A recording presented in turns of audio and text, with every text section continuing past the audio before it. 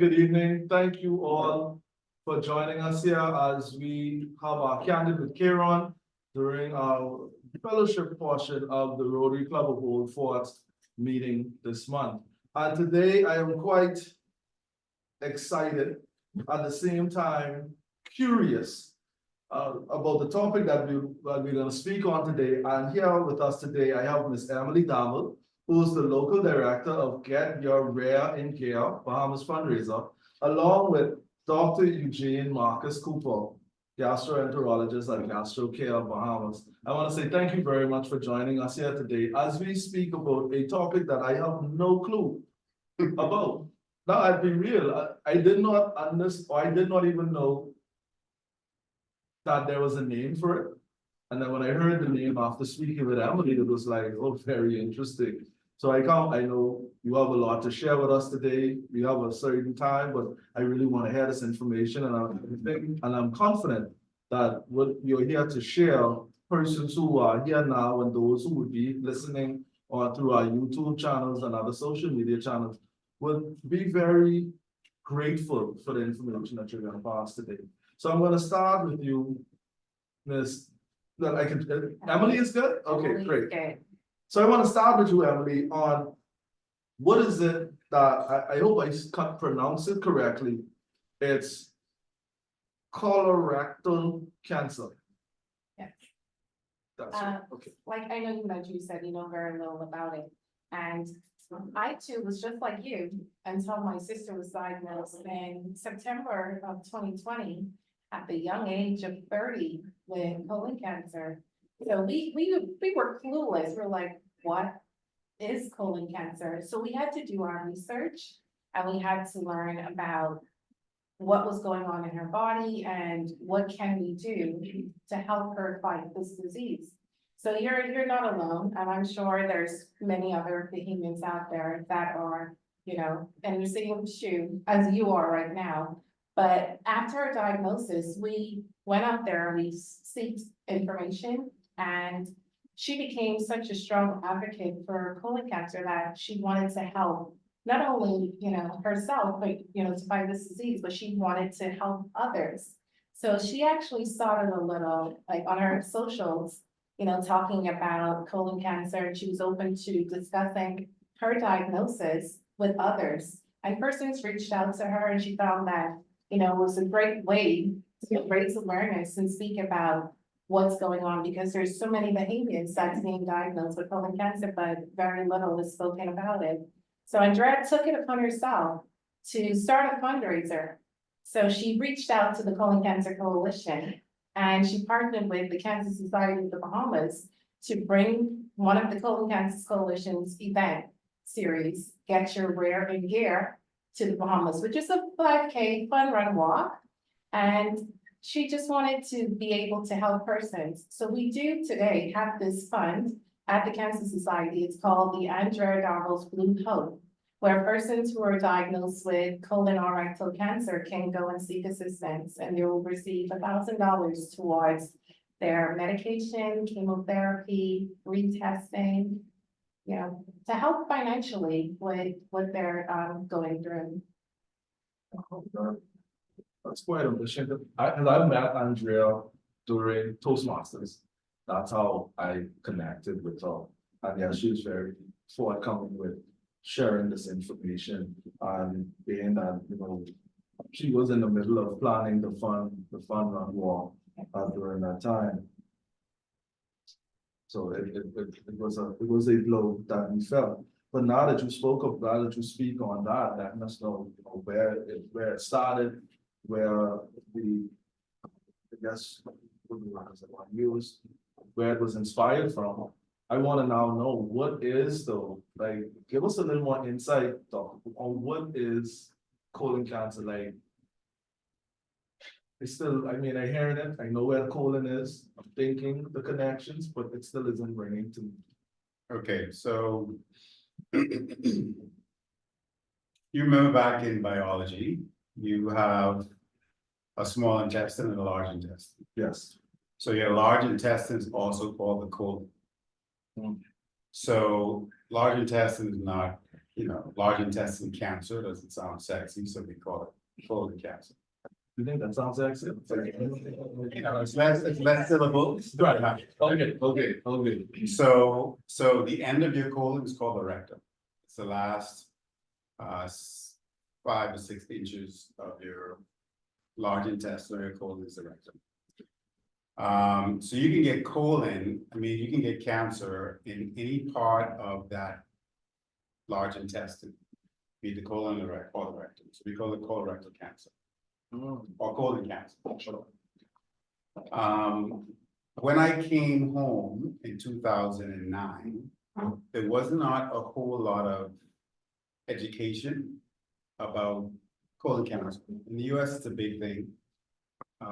In other developed countries, there are population screening programs for colon cancer, but not here, wasn't here. Which was very unnerving because we have a significant rate of colon cancer in the country. And every year we're seeing more and more people diagnosed with colon cancer. And the majority of people who get colon cancer, it's because of their lifestyle. So we know that the Bahamian diet is poor, right? For most Bahamians, it's fast food, Right. it's starch, it's meat. On Sunday, it's 3 meats. It's processed food. Touching me off. It's grease, yeah. Stepped on toes. Yeah. So it's poor, right? We don't grow anything here, so everything is imported. Everything is injected to make it look better when it reaches the shelves after it's been shipped for 2 weeks. It's hormones, it's preservatives. So all of these things combined have the obesity, which is even more of an epidemic than COVID in the Bahamas. So all these factors combined has really caused us to see an exponential growth of colon cancer in the country. Andrea's story was very unusual in that it was probably one of the earliest diagnoses that I've seen in my career. She was 30, right? We usually don't see colon cancer until late 40s, 50s, 60s. So at 30, it was extremely unusual to have somebody diagnosed with stage 4, and there are only 4 stages of colon cancer. But it did sort of bring to light the need for us to do a better job of getting the word out that this thing is here in the Bahamas and it's killing people. And the important thing about education is that colon cancer in most cases is a preventable disease. When you start doing what we call colon cancer screening, which is looking for not colon cancer, but we're looking for something called polyps. You probably haven't heard of polyps before. No. Polyps are pimples. Just like you get pimples on your skin, you get pimples in your colon. But they grow. And as they grow, they transition to cancer. When they're polyps, they're what we call benign, they're not cancerous. And you can remove them during what's a procedure called colonoscopy. And you have to, the recommendations are that you get a colonoscopy every 10 years or so, unless there are some other factors involved. So the word that we're getting out, and Andrea was, like you said, an advocate, she was a pioneer, she was a loud voice for colon cancer screening and colon cancer awareness.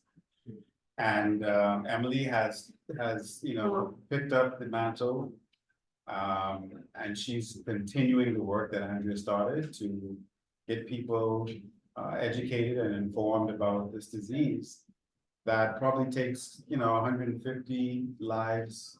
I wouldn't say lives, but we probably have about 150 to 160 people who get diagnosed with colon cancer every year, which is pretty significant, and it's such a small population. Per year. Per year. So I want to ask, for persons who would be diagnosed with this form of cancer, what is the chance of being able to overcome it? So it all depends on how early we get it. So when we get it at stage 4, unfortunately, most people don't survive. When we detect colon cancer early, or if we identify polyps that we can remove, then your chances are much better. And this is why the message about colon cancer screening is so important. A lot of what I do, especially during this month, is to get people familiar, because, you know, it's kind of disappointing that you are not familiar with colon cancer. You're familiar with breast cancer. Very much. Very much so. Colon cancer is the 3rd leading cause of cancer-related deaths in the Bahamas, after breast and prostate. Breast only affects women, prostate only affects men, but colon affects both sexes. And so we want to get people familiar. Everybody above the age of 40 should know what colon cancer is, and what the risk factors are, and what the signs and symptoms are. And everybody should know what a colonoscopy is, and what the importance of having a colonoscopy before you start feeling symptoms. So the recommendations are that you get some form of colon cancer screening, and there are options starting at the age of 45. And those are global recommendations, right? Right. The Bahamas previously was 50, but then the global community started to realize that, you know, Black people are getting this thing more often than white folk. And when we see it, it's at younger ages and later stages. And so perhaps we should kind of modify these guidelines so that we're looking for this thing earlier in Black folks, which is the majority of our population, right? So we're now, as a country, adhering to those recommendations of starting some screening at the age of 45. But I want to ask, before I go back to you, Alan, because I do also questions for you, but I wanted to ask, being that, right, so for persons with breast cancer, they are encouraged to do their checks once a year. Prostate, same thing. Why?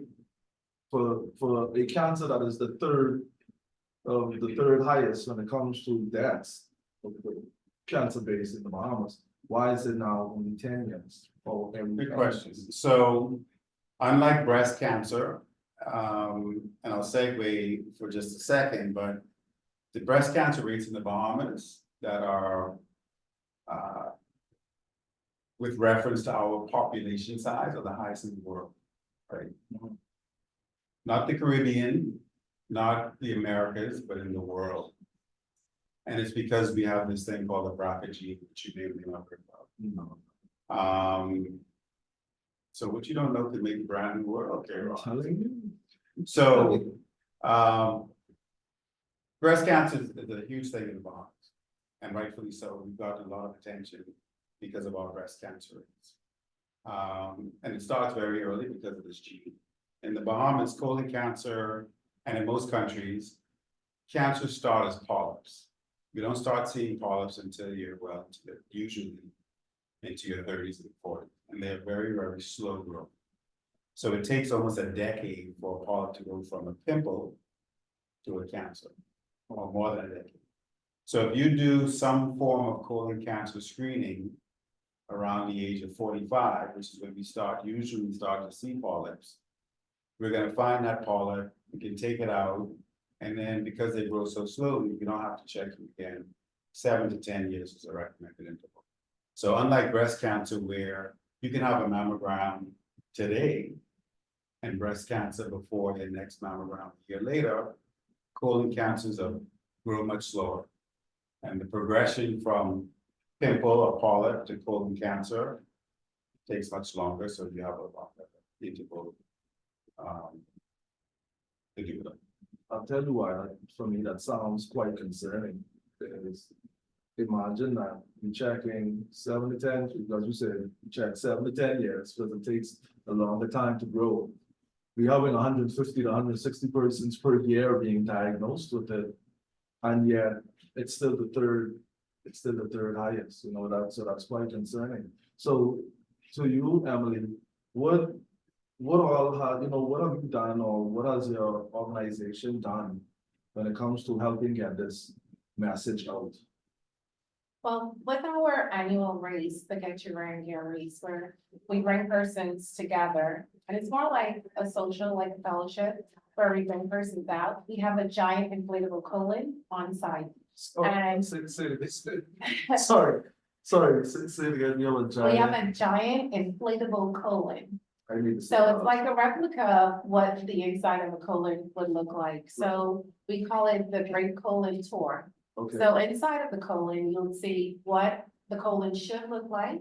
And then in sections, you have like diseases that affect the colon. So it's a great educational piece for persons who attend the race to go through and actually have a look and speak with gastroenterologists like Dr. Cooper himself, if you have questions about, a certain disease or signs or symptoms that you would look for or changes that you're having in your body. So you can get great advice at the same time when you come and participate during the race. so tell me, because I'm sure persons, and if you have questions, please feel free to ask the questions to all persons here. Because I'm sure there are questions, but I want to ask, when is the race? Please educate us on that. When is the race? How do we become a part of it? How can we support it? Awesome. The race is held on March 16th this year. We start at 6:30 a.m. on Gigman Space Park. You can register at coloncancercoalition.org/Bahamas, or you can go on our Facebook page, Get Your Rare Gear Bahamas. And you will find the link for our registration process. Or if you want to just be a volunteer, you can, on that same website, you can volunteer as well.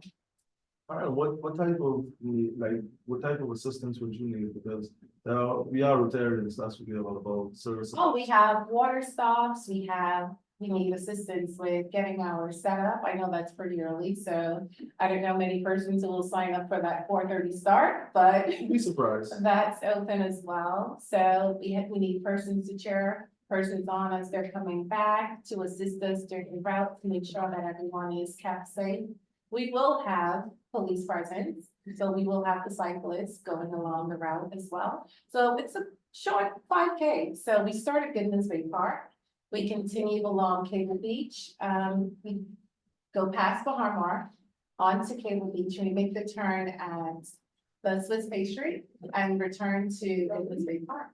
Okay, all right, so what I'll do is I'll make sure I'll stay in contact with you to see how we can assist in this financial and voluntary, to help you a great event. But I know time is more, but I wanted to ask this question because you said something, and I can't believe that I did not ask this. So you said symptoms. Symptoms, what symptoms would you, what symptoms should concern you? What symptoms? Just what symptoms? Like, I'm trying to figure out now. I didn't realize that, there would be particular symptoms just for this cancer. So when I speak to people about colon cancer, and I have a slide about what are the symptoms of early colon cancer. And there really are none. So very early on in the game, you may not have any symptoms at all. And this is why it's so important to get screened before you have symptoms, right? You hit that age of 45, you need to start thinking about it. When you do develop symptoms, it means that you're probably at a stage 3. And those symptoms are blood in the stool, a change in your bowel habits. So going from having a bowel movement every day to a bowel movement every 3 days. Or going from a bowel movement every 3 days to every day. That change is what is concerning for us, particularly when it's a chronic change. You may have a bout of diarrhea, you may have a bout of constipation, but an ongoing persistent change in your bowel movements is concerning. Unexplained weight loss, unexplained anemia, which is one of my pet peeves. Females always like to say I'm anemic, right? Yes, that's, well, females, sorry, I say that too loud. No. Because I know normally females say, oh, well, Right, how many how many glands in the blood? Right, so during your childbearing years, women may be anemic. That's not uncommon. But we know why. If you're having heavy periods, the nose, okay, she has heavy periods, she's anemia, we documented that.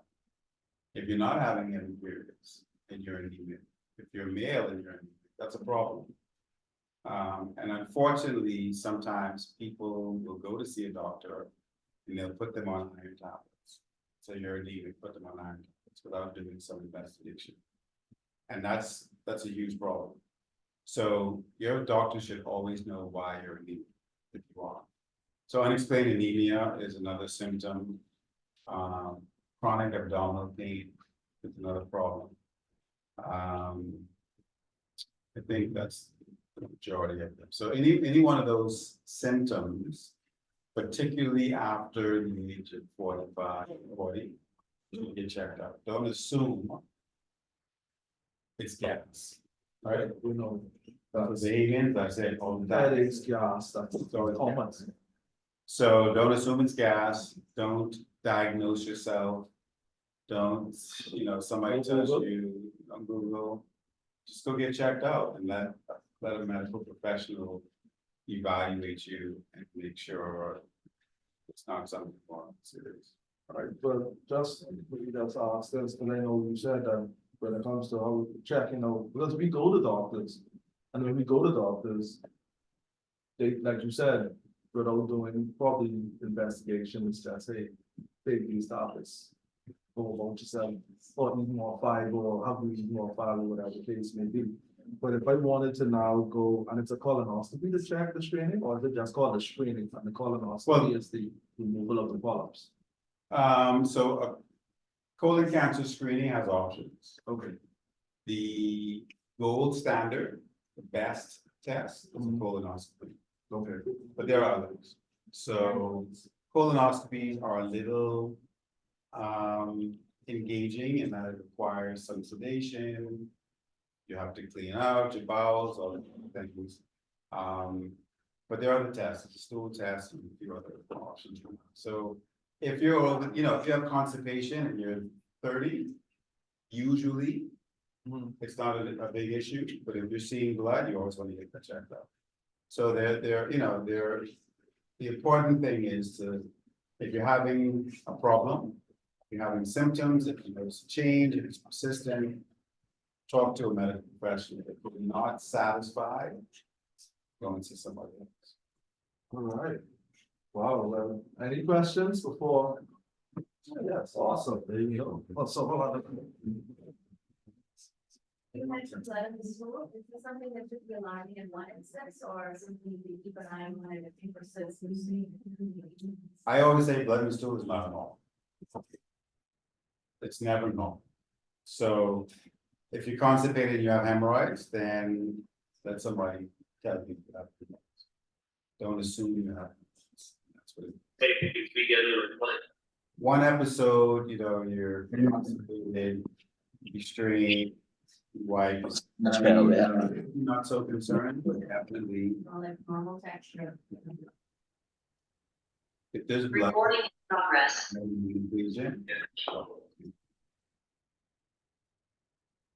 Mentioned earlier about it being a lifestyle related disease and mention our diet. Would you elaborate on that?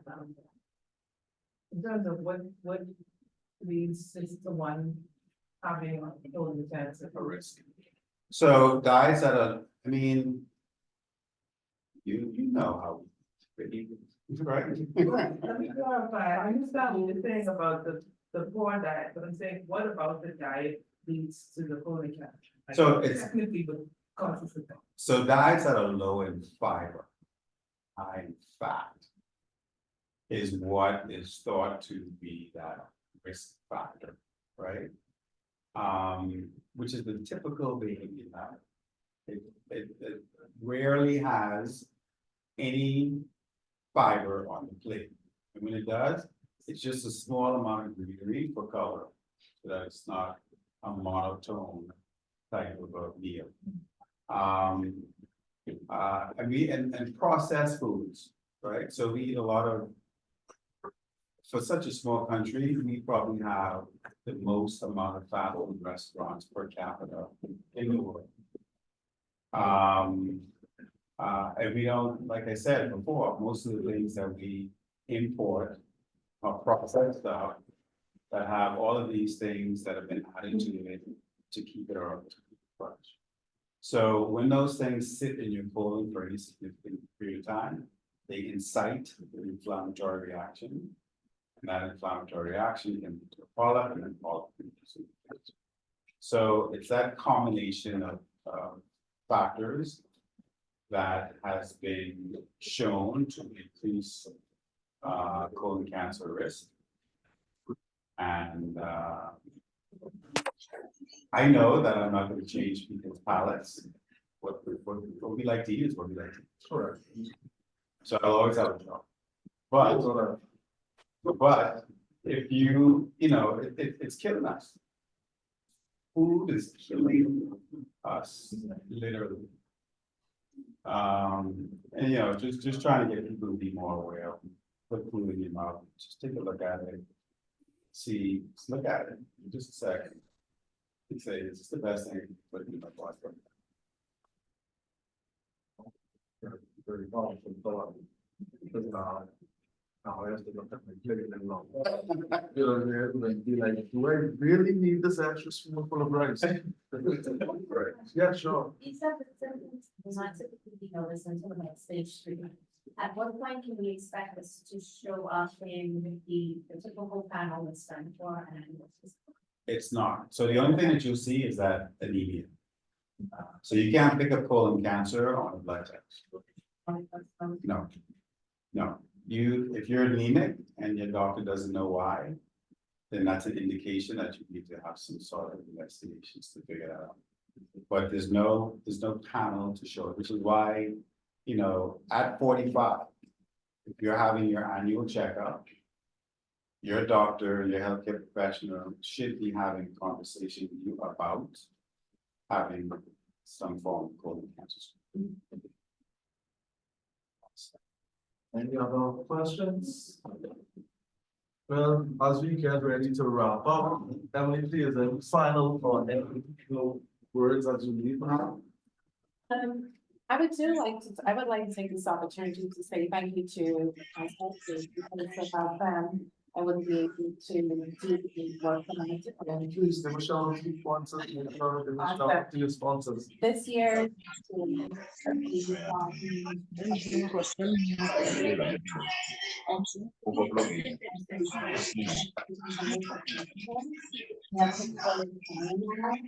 We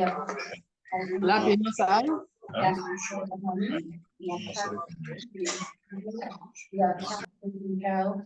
We have in-kind donations from Comfort Suites, 9 Water Limited, Bahama Blue, and you have international sponsors through the Colon Cancer Coalition, such as Takeda, Oncology, and it's just amazing. I'm just so pleased to see the outpouring of love and support that's, continued to me through the work that Adjura has started. And, I just hope that it can continue for many years, because I really pledge to put my time and efforts into raising awareness to colon cancer annually. This is something that I want to do for all my days until I can't do it anymore. Well, thank you very much. I really appreciate you taking the time to spend here with us, to educate us, to inform us on what is colorectal cancer, understanding, what we know and what we do not know, what we should know, but moving forward, what we should do, what we should not do. And for everyone online, everyone here, just to be mindful that on March 16th is to get your rare in gear. Walk 5K walkathon, which is at 6:30 a.m. And you can sign up and register at coloncancercoalition.org/Bahamas, or you could join the Facebook page, which is Get Your Rare in Gear. And Bahamas, right? And you could sign up to volunteer. You can also sign up to donate, participate, and I'm sure that, trust me, your colon will love you better for it. Love you better for it. All right, so thank you very much. Trust me, it was so great having you. It's a lot of information to have to go through just to cite for the process, but nevertheless, I know where I could find you because I'm coming to gastro care, correct? Gastro. I could do my colonoscopy right there, right there, and especially being that this is colon cancer. And it's fun. Colon Yeah. cancer awareness month. Yeah. So please, I encourage all of my all persons here to come and be a part. Check your colon. Oh, now it makes sense. Sorry. Check your colon. Wow.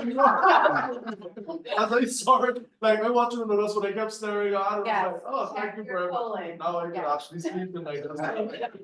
Of what that meant. So I want to say thank you very much. And to all, we will start our meeting very briefly. So